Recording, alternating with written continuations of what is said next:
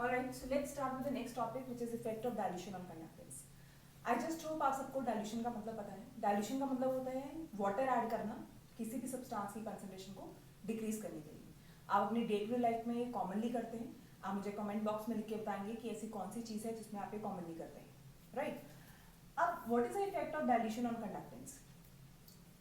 ये पढ़ने के लिए just recall what you have read in the last video.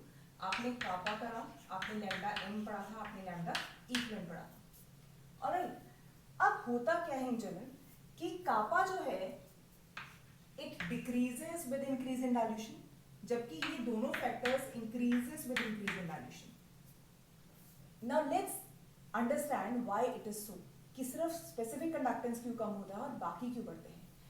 ये चीज समझने के लिए एक बार से हम इसके फॉर्मूलाज पर दोबारा जाते हैं. Kappa was CL/A, lambda molar was kappa into 1000 by molarity, और lambda equivalent was kappa into 1000 by normality. अब अगर आपको याद हो तो मैंने पिछली वीडियो में आपको बताया था कि why specific conductance is called as specific conductance. तो उसका रीजन क्या था? This was conductance of ions per unit volume. Unit volume में जितने आयंस हैं उसके कॉरेस्पॉन्डिंग जो कंडक्टेंस होती है we call it a specific conductance. अब कुछ सोचो, अगर मान लो पहले एक यूनिट वॉल्यूम में 10 आयंस थे, तुमने वाटर ऐड कर दिया, तो वाटर ऐड करने से क्या होगा, वो आयंस कम हो जाएंगे. 10 के बदले में लेट्स से 8 रह गए, है ना? तो इसका मतलब क्या हो गया कि number of ions per unit volume decrease कर गए. अगर number of ions per unit volume decrease कर गए तो कापा क्या करेगा? कापा भी डिक्रीज करेगा, right? So specific conductance will decrease with the increase in dilution. क्यों? क्योंकि डाइल्यूशन के साथ क्या होता है, number of ions per unit volume कम हो जाते हैं. Now let's come to lambda molar and lambda equivalent. अब जब आप डाइल्यूशन करोगे तो कंसंट्रेशन कम होगी ऑब्वियसली. इसके अलावा जो मोलैरिटी या नॉर्मेलिटी है, ये दोनों फैक्टर्स क्या करेंगे? ये दोनों फैक्टर्स डिक्रीज करेंगे. अब अगर ये दोनों फैक्टर्स डिक्रीज करेंगे तो लैम्डा मोलर और लैम्डा इक्विवेलेंट इंक्रीज करेगा, right? That is why it increases.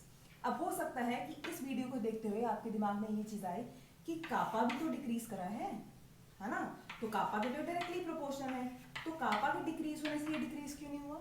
तो उसका रीजन ये है बेटा कि कापा के में जो डिक्रीज है वो बहुत कम है एज कंपेयर टू जो मोलैरिटी या नॉर्मेलिटी में डिक्रीज होता है. As a result, these two factors they dominate this decrease in kappa. And if these two factors dominate, तो इनके साथ कौन सा रिलेशन आप देख सकते हैं? इनवर्स. तो अगर इनवर्स रिलेशन है तो ये वाली वैल्यू क्या करेगी? इंक्रीज करेगी. तो एक चीज कंफर्म हो गई कि with increase in dilution kappa हमेशा क्या करेगा? डिक्रीज करेगा, जबकि lambda molar and lambda equivalent increase करेंगे. So this is one very important factor जो अब तक आपको समझ में आ जाना चाहिए. दूसरा इंपॉर्टेंट फैक्टर क्या है? अभी अभी मैंने आपको बताया कि लैम्डा मोलर या लैम्डा इक्विवेलेंट इंक्रीज करेगा. अब कैसा इंक्रीज होगा? तो इसके लिए मैंने एक ग्राफ बनाया. यहाँ lambda molar and this is root C which is root under root of concentration. खुद सोचो, अगर कंसंट्रेशन इस तरफ को बढ़ रही है तो इसका ना डाइल्यूशन इस तरफ को बढ़ेगी, so there be opposite in directions. Alright, तो ये ग्राफ चाहे आप लैम्डा मोलर के लिए बना लीजिए, चाहे आप लैम्डा इक्विवेलेंट के लिए बना लीजिए, एक ही बात है. अब जब ये ग्राफ प्लॉट करा गया डिफरेंट इलेक्ट्रोलाइट्स के लिए, तो ये ऑब्जर्व करा गया कि स्ट्रॉन्ग के लिए तो ऐसा ग्राफ आया और वीक के लिए ऐसा ग्राफ आया.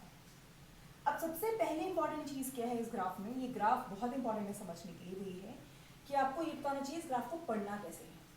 Because I am discussing the effect of dilution. मैं ये डिस्कस कर रही हूँ कि जैसे जैसे मैं किसी चीज को डाइल्यूट करूंगी तो उसमें क्या इफेक्ट होगा. मतलब I be studying this graph in this to this direction, right? तो ये ग्राफ ऐसे से ऐसे बढ़ना है, मतलब आप इस तरफ से इस तरफ को आएंगे. ऑलराइट, अब this means I will be talking about A to B and C to B.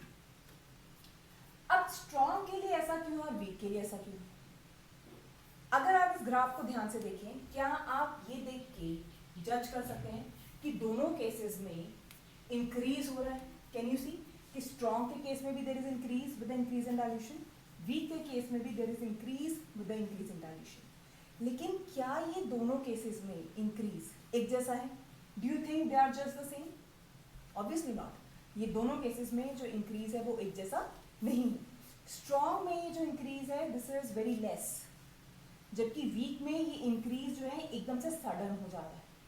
Right? सो ये आपको कई बार ऑब्जेक्टिव क्वेश्चंस में आता है, which of the following statements is true में एक इक्वेशन ही होती है या एक स्टेटमेंट ही होती है कि डाइल्यूशन के साथ lambda M increases both for strong as well as for weak electrolytes, but in case of weak electrolytes there is sudden increase. अब ऐसा क्यों है ये समझते हैं। इंक्रीज दोनों में हुआ ये हमको पता है, लेकिन दोनों में इंक्रीज इक्वल क्यों नहीं है, दोनों के इंक्रीज में डिफरेंस क्यों है, ये समझते हैं। ऑलराइट, अब ये समझने के लिए एक छोटा सा एग्जांपल देती हूँ। आई जस्ट होप कि आप लोगों को ये पता है कि स्ट्रॉन्ग इलेक्ट्रोलाइट वो होता है जिसमें 100% डिसोसिएशन हो जाती है, राइट, और वीक में 100% डिसोसिएशन नहीं होती। तो कहने का मतलब क्या है कि स्ट्रॉन्ग इलेक्ट्रोलाइट में ऑलरेडी आयंस जितने टूट सकते थे 100% वो टूट चुके हैं, राइट। वीक में आयंस 100% टूटे नहीं है। लेकिन जब आप वाटर ऐड करते हो तो क्या हुआ कि आयंस जितने होने चाहिए थे वो तो है ही, लेकिन वाटर ऐड करने से क्या हुआ, आयंस के बीच में जो अट्रैक्टिव फोर्सेस होती है वो कम हो गई। आपने इलेक्ट्रोस्टैटिक फोर्सेस ऑफ अट्रैक्शन पढ़ा होगा फिजिक्स में, है ना। तो it is inversely proportional to dielectric constant. तो वाटर का डाइलेक्ट्रिक कांस्टेंट 80 होता है, मतलब जितनी इन दोनों में बाइंडिंग फोर्स थी वो 80 टाइम्स कम हो गई। सो इसको हम बोलते हैं केमिस्ट्री में कि ions became comparatively free. Free का मतलब मुफ्त नहीं, फ्री का मतलब they became free from attractive forces.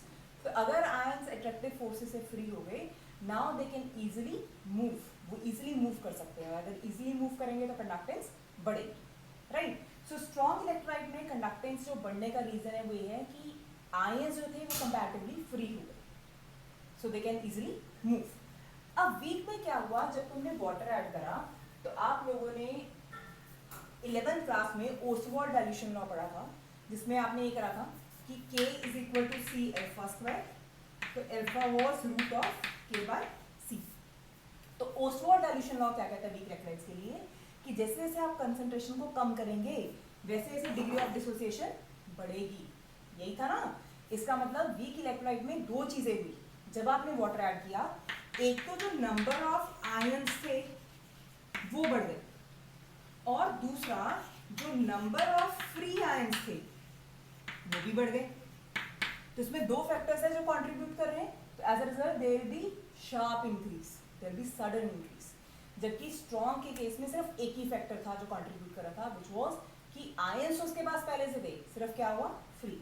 अब इसको समझाने के लिए मैं हमेशा एक एग्जांपल देती हूँ। वो एग्जांपल ये है कि मान लीजिए जैसे कि आप किसी बहुत ही अमीर इंसान की शादी में गए, जैसे मान लीजिए कि अंबानी ने कभी तुम्हें किसी फंक्शन में बुला लिया, राइट।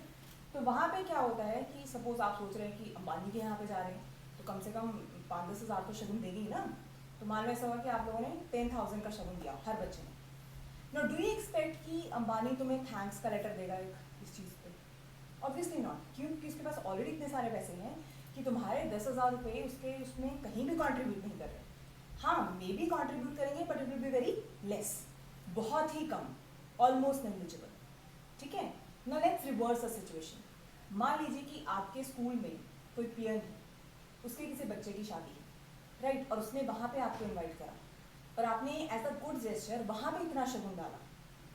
तो आपको क्या लगता है कि आपके 10,000 उसके अमाउंट में कुछ डिफरेंस ऐड करेंगे? Obviously they will add a very huge difference. Why? क्योंकि उसके खुद के पास पैसे बहुत कम है। समझ में आ रही मेरी बात? तो ये जो स्ट्रॉन्ग इलेक्ट्रोलाइट है अंबानी की, इसके पास ऑलरेडी आयंस थे, पानी डालने से कुछ खास फर्क नहीं पड़ा, सिर्फ ये हुआ कि ions become comparatively free which is negligible. तो ये जो चेंज है ये बहुत ज़्यादा नहीं। वीक इलेक्ट्रोलाइट का केस वही है जो तुम्हारे यहाँ पे पीएन का केस होता है कि उस बेचारे के पास ऑलरेडी जो अमाउंट है वो बहुत कम है, राइट। तो तुम्हारे जितना तुम अमाउंट उसमें कंट्रीब्यूट करोगे it will make a huge difference. तो वीक इलेक्ट्रोलाइट के केस में क्या हुआ, जब आपने वाटर ऐड करा तो उसमें दो चीज़ों का इंक्रीज आया। पहला, there is increase in the number of ions क्योंकि डिग्री ऑफ डिसोसिएशन बढ़ गई ओसवाल्ड डाइल्यूशन लॉ के अकॉर्डिंग, एंड दूसरा there is increase in the number of free ions. इसमें दोनों चीजें हुई, इसमें टोटल नंबर ऑफ आयंस भी बढ़े और फ्री आयंस भी बढ़े। That is why we have this kind of a graph. Now this is very important, you must know. इस पे ऑब्जेक्टिव क्वेश्चन आता है कि स्ट्रॉन्ग के केस में इंक्रीज है but it is not that sudden. Weak के केस में there is a sudden increase. उसका रीजन ये है कि in case of strong electrolyte with dilution there is just increase in number of free ions, Whereas in case of weak electrolyte, there are two factors which are contributing. One is total number of ions, and दूसरा total number of free ions. So that is why we have this kind of a graph. Alright? So इस तरफ को concentration बढ़ रही थी, इस तरफ का dilution बढ़ रही है. जैसे से आप dilution बढ़ा रहे हैं, वैसे से आपके पास ये graph है. This is all about this topic. I hope you like this video. In case you have any problems, you can email me. I'll give you the address in the description box, or if you have any kinds of problems, you can ask me. Right? This is all for today. Thank you so much. Stay home, stay safe, and stay blessed. Thank you.